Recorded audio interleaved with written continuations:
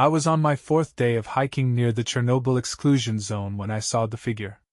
At first, it was just a shadow at the edge of my vision, barely distinguishable from the skeletal remains of the trees. I had come here for solitude, armed with a camera and a thirst for desolation. There was something alluring about the silence of a forgotten catastrophe, about the eerie stillness of nature reclaiming its own. But I wasn't alone. The shape moved. My camera lens caught a flicker of motion, a glint of something too pale to be animal, too smooth to be human. I should have turned back. I should have packed my things, retraced my steps to the checkpoint, and never returned. But curiosity is a cruel driver. It started small. Footprints. They weren't normal. They were elongated, almost reptilian, with an extra joint in the toes. I laughed it off, telling myself it was just the product of erosion or the peculiar soil around Chernobyl. I snapped a picture, though. It felt wrong to leave it undocumented. Night came quickly in the zone. The skies seemed darker here, the stars distant pinpricks swallowed by an eternal void. My tent was set up near the shell of an abandoned building, perhaps a school. The remnants of desks and blackboards still littered the ground like a fragmented memory. As I laid in my sleeping bag, the sound began. It was faint, a low hum, like static bleeding from an old television. It grew louder, then softened, a wave of noise that seemed to come from nowhere and everywhere at once. My flashlight revealed nothing beyond the dead gray of the world outside. I told myself it was just the wind whistling through the hollow buildings. But then came the scratching. By morning, my nerves were shot. I found the scratches on the outside of my tent, long, deep gouges, as if someone, or something, had clawed at the fabric. The air felt heavier, and the silence now carried an edge, a weight that pressed on my chest. I packed my things and pushed deeper into the zone. I needed to know. The footprints grew fresher. They led me to what must have once been an old worker's barrack. The structure sagged under the weight of neglect, and yet something inside had been living there. The air inside was colder, and the walls were damp with condensation that shimmered faintly green in the dim light. Then I saw it. At first, I thought it was a man, hunched and pale, its back turned to me. But no man has limbs that bend like broken tree branches, or skin that ripples with every breath as though something beneath was trying to escape. Its head was smooth, featureless, except for the gaping maw at the front. It wasn't eating. It was breathing. Its entire body seemed to swell and contract with each wet, rasping inhale. And then it turned toward me. Its eyes, or what I thought were eyes, were hollow pits, glowing faintly with a sickly light. It stared, and in that moment, I felt the weight of all the radiation that had ever poured into the zone, as if the land itself had come alive to reclaim me. The creature's head tilted, as though studying me, and it raised one elongated arm, pointing towards something behind me. I didn't turn around.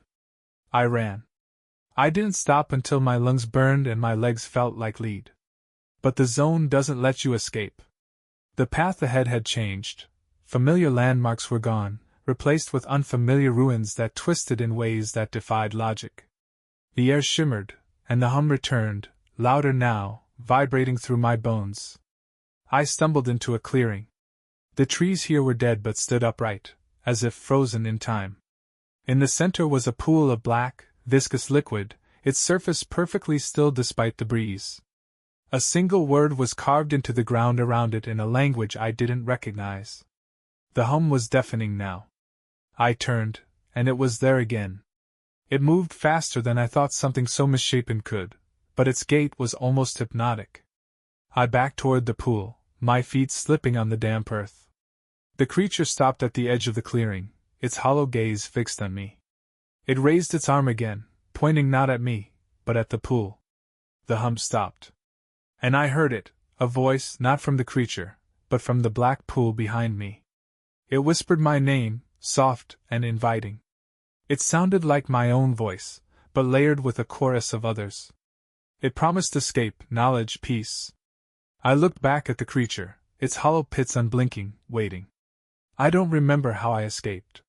My last memory is stepping toward the pool, the ground sinking beneath my feet, and the sudden rush of cold as something wrapped around my ankles. When I woke, I was outside the zone, my camera smashed, my body caked in mud. But the whispers haven't stopped. They come to me at night, in my dreams, calling me back. The zone isn't just a place. It's alive. And it's waiting. I told myself I wouldn't return to the zone. I told myself the whispers were just a remnant of trauma, some lingering madness from whatever I had seen. For weeks, I avoided mirrors, kept the lights on at night, and pretended the shadows in the corners of my room weren't stretching longer than they should. But the zone doesn't let go. At first, it was the dreams. I'd wake in the middle of the night drenched in sweat, hearing my name whispered in that eerie, layered voice. The images would flash in my mind: hollow trees, the creature's glowing pits, and that black pool, rippling with unseen movement. Sometimes I'd wake up clutching handfuls of damp earth, the smell of mildew and rot thick in my nostrils. Then, the hum came back. It didn't start as loud as it had in the zone, but faint, like the buzz of an unseen fluorescent light. It was always just on the edge of hearing, growing louder when I was alone. At work, it was almost manageable, drowned out by the clamor of keyboards and conversations. But the moment I stepped into the quiet of my apartment, it would return, stronger, vibrating through my skull. I started to see them, the footprints. At first, I thought I was imagining things. A scuff on the tile in my bathroom that seemed too long, too narrow. A faint outline in the dirt outside my window.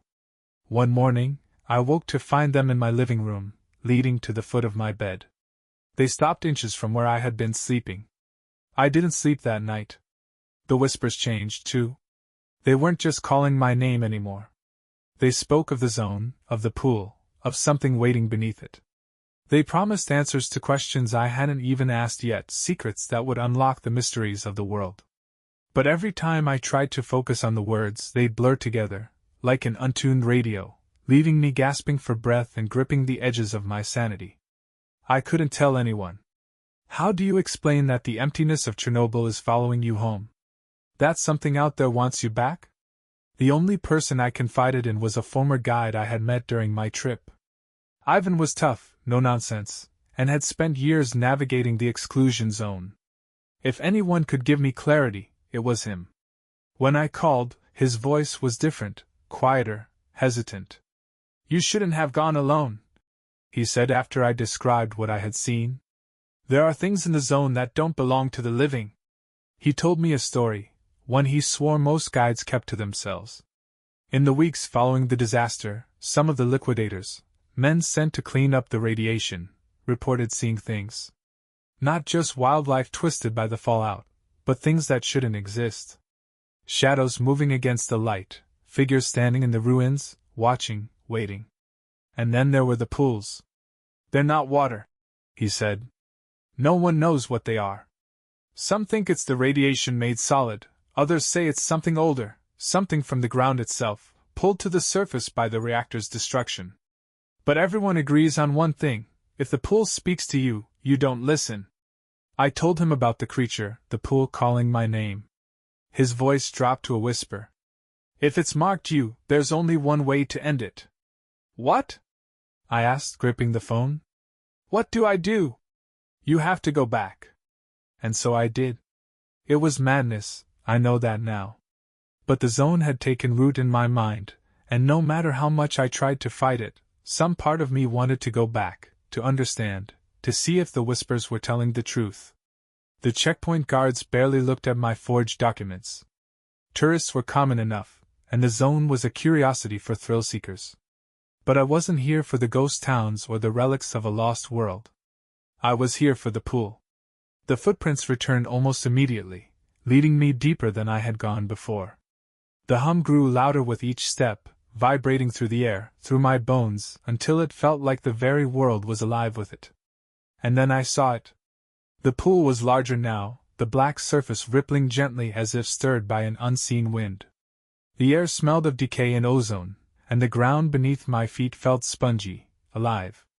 The creature was there, waiting at the edge of the clearing. Its hollow eyes locked on me as it raised its arm once more, pointing at the pool. The whispers rose in a crescendo, the voices overlapping, calling, begging, commanding.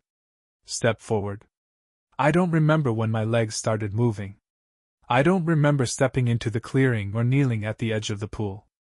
All I know is that when I looked into the black surface, I saw something staring back, something vast, ancient, and wrong. Its form was ever shifting, too large for my mind to comprehend, but its eyes were unmistakable. They were mine. I woke in the middle of the clearing, the pool gone, the hum silent. But I wasn't alone. The creature was there, crouched beside me, its lidless gaze unblinking. This time, it didn't point or whisper. It just stared, and as I met its gaze I understood. The zone wasn't a place. It wasn't a disaster or a memory. It was a door. And now, I was its keeper. I returned home, or at least, I returned to what used to feel like home. The familiar walls of my apartment now felt claustrophobic, the once welcoming clutter suffocating. The whispers had stopped, the hum had faded, and yet I felt their absence more acutely than their presence. The silence wasn't relief. It was a reminder. The zone had claimed me. I didn't understand what it meant to be a keeper. Ivan hadn't answered my calls since my return, and every attempt to research led to dead ends. The keeper of the zone felt like the title of a nightmare I couldn't wake from. All I knew was that something had changed within me, something I couldn't ignore. I started noticing things. At first, it was subtle. The shadows in my apartment moved when I wasn't looking. My reflection lingered a second too long in the mirror, its eyes locked onto mine as though trying to tell me something. Objects vanished from where I'd left them, only to reappear in places I hadn't touched. The air felt denser, heavier, as though the zone itself had followed me back. Then came the people. It started with a woman on the subway. She was dressed in tattered clothing, her skin pale and stretched too tightly over her bones. At first, I thought she was homeless, another soul lost in the city's chaos. But when our eyes met, I knew. Hers glowed faintly, the same sickly hue as the creature's hollow pits. She smiled, a thin, unnatural stretch of lips, and whispered something I couldn't hear over the rumble of the train. She wasn't the last. They appeared everywhere, in crowds, on quiet streets, even outside my apartment. Always watching. Always waiting. Their eyes, their stares, they were reminders, anchors pulling me back toward the zone. I couldn't escape it. One night, I woke to find my apartment bathed in an unnatural light. The source was my bathroom mirror, its surface rippling like water, casting eerie shadows across the walls.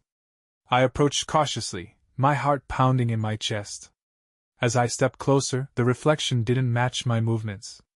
It stared at me. "You are the door now," it whispered, its voice layered like the echoes in the zone. "You must open it." I tried to turn away, to break the connection, but I couldn't move. My reflection pressed its hand against the glass, and I felt the cold against my skin as though the barrier between us had thinned to nothing. "You will bring them through." The light flared, blinding, and when I finally broke free and staggered back, the mirror was just a mirror again. But I knew better. Something had been left behind. The dreams returned, sharper, more vivid. I saw the zone not as I had left it but as it truly was, a labyrinth of shifting realities, its heart a pulsing void that demanded to be fed. I saw the creatures, the watchers, the gatekeepers, the remnants of those who had come before me. They weren't creatures at all. They were people. I saw their eyes. Some begged for release. Others welcomed me with grim resignation. But all of them whispered the same thing. "You must open the door." The whispers followed me into the waking world. They weren't external anymore. They were inside me, scratching at the edges of my mind, weaving themselves into my thoughts until I couldn't tell where they ended, and I began. One day, I found myself standing at the edge of the zone again, though I had no memory of the journey. My hands clutched a rusted key, its surface etched with symbols I didn't recognize. The air was heavy, charged with the same oppressive energy I had felt that first night in the exclusion zone. The gate loomed before me. It wasn't real, at least, not in a way I could describe. It shimmered like a heatwave, its surface alive with shifting colors that defied explanation. Behind it, I could see the pool, larger now, its black surface boiling with anticipation. The creature stood beside it, waiting. "You are the keeper," it said, though its mouth didn't move. Its voice was inside me, a part of me. "You must decide." "Decide what?" My voice was hoarse, trembling. "To open. Or to close." I didn't understand. I didn't know what I was choosing, what consequences awaited either path. But the key was heavy in my hand, and the whispers screamed for release. "Choose," the creature repeated, its hollow gaze piercing through me. As I stepped closer to the gate, the hum grew louder, consuming everything else. The whispers became a roar, the voices of countless others who had stood where I now stood.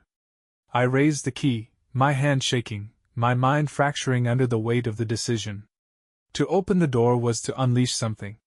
To close it was to deny it. But deny what? Or unleash what?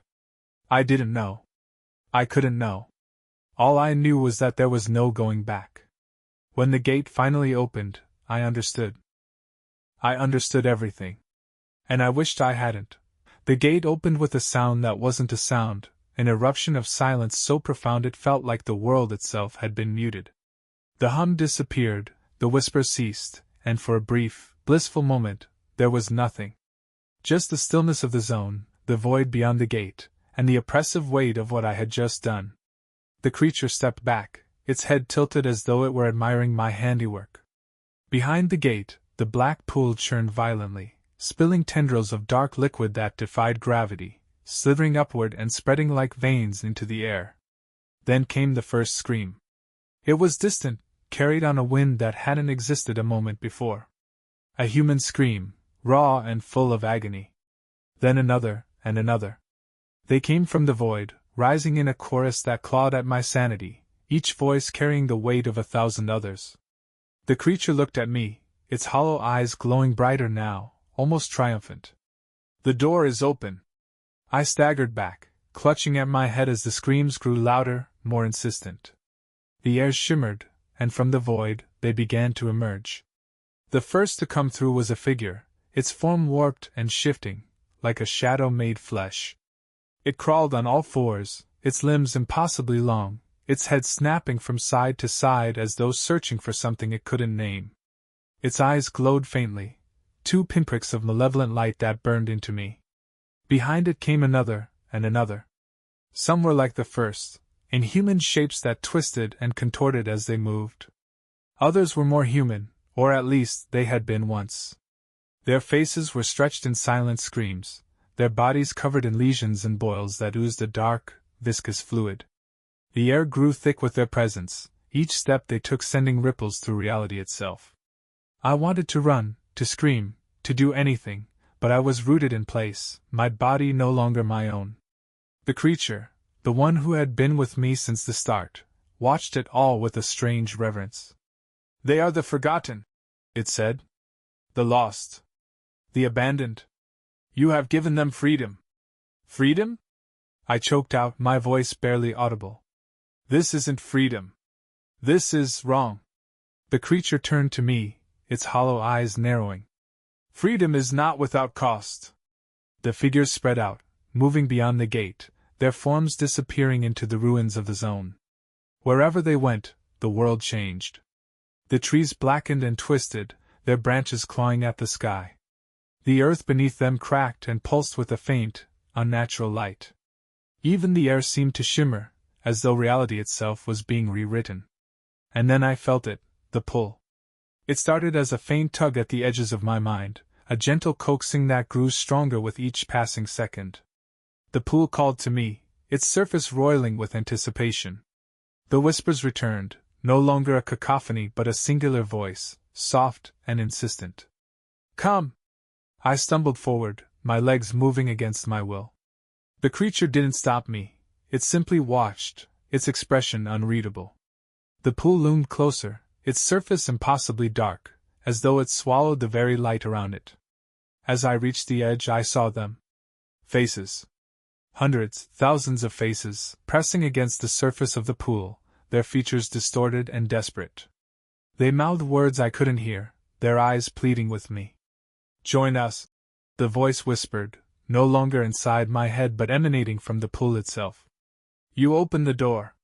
Now you must step through.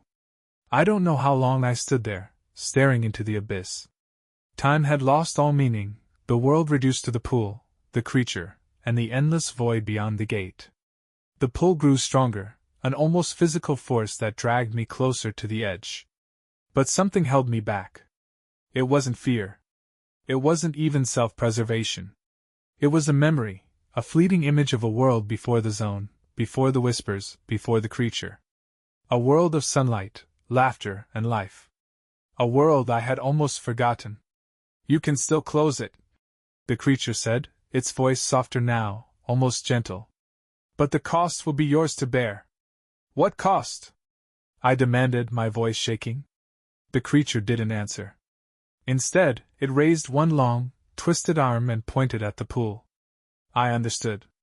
To close the gate, I would have to take its place. To seal the pool, I would have to become part of it. The whispers would stop, the screams would fade, and the zone would return to its uneasy slumber. But I would remain, trapped between worlds, a keeper in the truest sense. I looked at the creature, its hollow gaze unflinching, and then at the pool, its surface churning with the weight of countless souls. I made my choice. As I stepped into the pool, the liquid rose around me, cold and suffocating. The faces screamed silently, their hands reaching for me, pulling me deeper. The world above faded, replaced by an endless blackness that pressed against me from all sides. But the gate began to close. The last thing I saw was the creature, its glowing eyes watching as the void swallowed me whole. It tilted its head, almost in respect, before turning and disappearing into the shadows. And then, there was nothing. I am writing this now from somewhere between. The whispers are gone, replaced by a quiet that is both a blessing and a curse. The zone is silent again, its secrets buried once more. But I remain watching, waiting. For the next keeper. I don't know how long I've been here. Time in this place, this void, means nothing. The silence is crushing, but it's not complete. At the edge of my awareness, something stirs. Not the whispers, not the hum, but something alive. It moves through the void like a shadow within a shadow, its presence barely perceptible but impossible to ignore. It's watching me. At first I thought it was the creature, the one that led me here, but this is something else. Larger. Older. Its form is impossible to discern, constantly shifting, breaking apart and reassembling, but its eyes, they are everywhere. Endless and unblinking.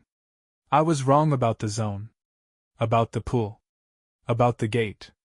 They aren't boundaries between worlds, they're part of something far greater. The zone isn't alive, it's a wound, a rupture where reality has bled out, and this thing is the infection festering within it. And now, I am its prisoner. It began testing me, probing the edges of my thoughts. It didn't speak, not in words anyway, but its intentions were clear. It wanted more. The gate wasn't enough. The souls trapped in the pool weren't enough. It wanted to spread, to consume, to devour everything. It wanted me to help. At first I resisted. I fought its influence, clinging to the last fragments of who I was. But the void has a way of wearing you down. Days, weeks, years, I couldn't tell how long I held out. All I know is that eventually, the silence cracked, and I heard it again. The hum. It was faint, almost imperceptible, but it grew louder with each passing moment. And as it grew, so did the creature's presence. Its shifting form became sharper, more defined, until it stood before me, a mass of writhing limbs and eyes, its surface rippling with an oily sheen. "You are not bound," it said, its voice a deep rumble that shook the void. "You are the door. Open and be free." I didn't understand. Free? I spat, my voice hoarse. "You call this freedom? I've seen what you are, what you do. You don't free anything. You destroy." Its eyes narrowed, each one focusing on me with unbearable intensity. "Freedom is destruction. Creation. Change. You see only the cost because you are small, fragile, mortal. Open, and you will understand." The void shifted around me, the air thick with the weight of its words. The gate. The pool. The zone. They were all part of it, manifestations of its will, tools to spread its reach. And now, it wanted me to become its weapon. But then I realized something. If I was the door, I could also be the lock. The creature underestimated me. It saw me as fragile, breakable, a tool to be used and discarded. But I wasn't just a keeper. I was the first in generations to choose this role, to step into the void willingly. That gave me power, a connection to the zone that even it couldn't sever. I closed my eyes and reached out, not with my body, but with my mind. I felt the zone, the trees, the ruins, the radiation-soaked soil. I felt the echoes of those who had come before me, their despair, their rage, their longing for freedom. And I felt the pool, its black surface writhing with trapped souls.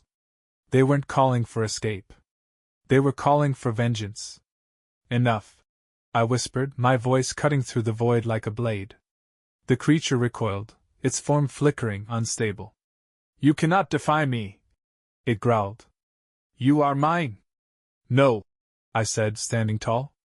I am the door. And I am closing you out. It fought me, of course.